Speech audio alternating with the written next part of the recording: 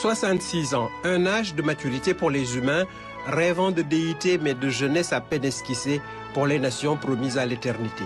Ce Sénégal que nous aimons tant et célébrons avec fierté est dans sa construction et ses délimitations territoriales le fruit d'un héritage colonial.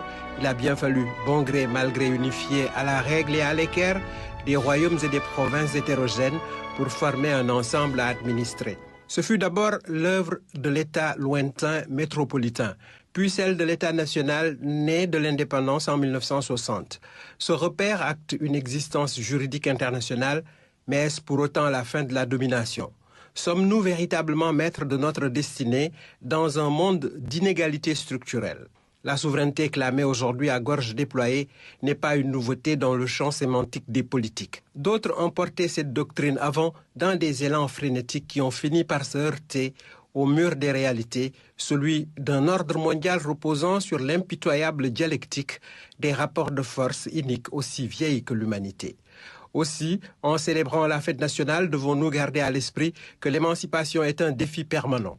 Les adjectifs qui s'accolent au mot souveraineté sont légion: économique, énergétique, sanitaire, militaire, sécuritaire, éducative. La liste est bien plus longue que les discours officiels intuitifs ne le laissent entendre.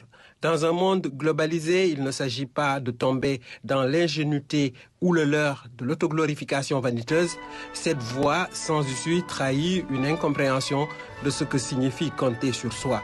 Les institutions de Bretton Woods, conçues bien avant la vague des indépendances sur le continent, se dressent en vigile de nos économies étranglées et de populations asphyxiées.